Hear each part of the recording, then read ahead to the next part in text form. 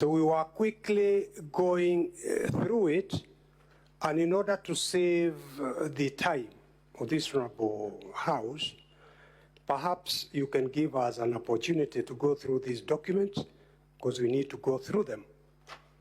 Inaonekana kama hii ni ukarabati, but let's go through it. Perhaps if you agree, Mheshimiwa Speaker, perhaps we can get on with the first prosecution witness giving evidence, and as soon as we've gone through this, then we shall come back to you, Mheshimiwa Speaker. Thank you for your wisdom, Senior Counsel. Now, the other name that has been raised is on the issue of summons to witnesses.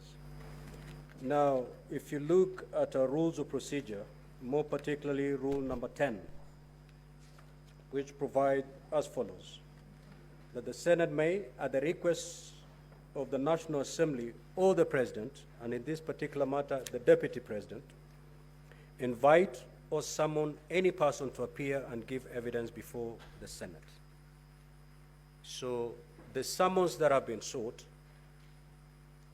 are in line with the spirit of Rule 10 of our Rules of Procedure.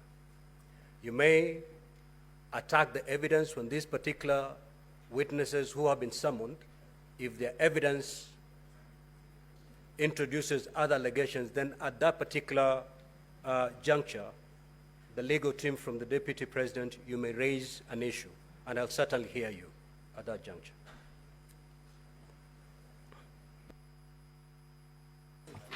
Permit me, Mheshimiwa Speaker, to place it on record that the rules of this Honorable Senate must and have to be respected. But even above respecting the rules of this Honorable House, our Constitution has to be respected. Article 50, the right to a fair trial, which in terms of Article 25C, Mheshimiwa Speaker, you will remember, you are aware, that is a right that cannot be compromised in any manner. There has been no explanation why the EACC was never asked to investigate the allegations before they were tabled before the National Assembly and before a decision was taken, because the National Assembly cannot investigate criminal offenses.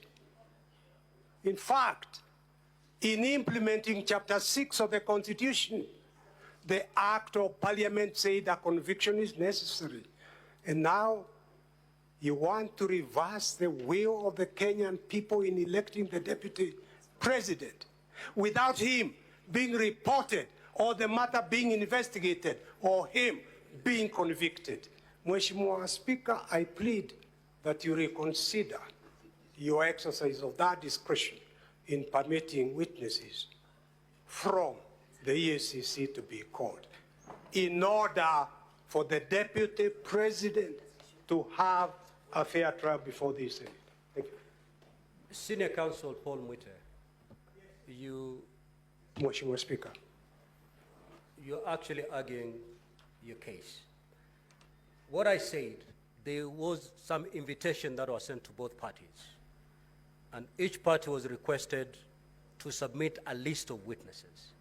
The National Assembly submitted a list of witnesses with a request under Rule 10 of our Rules Procedure for the Senate to summon. That is the request that has just been made by the National Assembly, and it is permissible and it is within our Rules of Procedure. Mheshimiwa Speaker, you are Senior Counsel Paul Mwite, I will refer you to Rule number 30 of our Rules of Procedure, where the ruling of the Speaker is final. So let's leave the matter there. I've made my ruling. Let's make progress, Senior Counsel. Mheshimiwa Speaker, I agree entirely. You are the one sitting in the seat of power. Your word is final. I have said what I've said. Your rules are subject to the Constitution. I accept your ruling. Now we'll move to the second limb of this hearing. Honorable Clerk, you may now proceed to call the next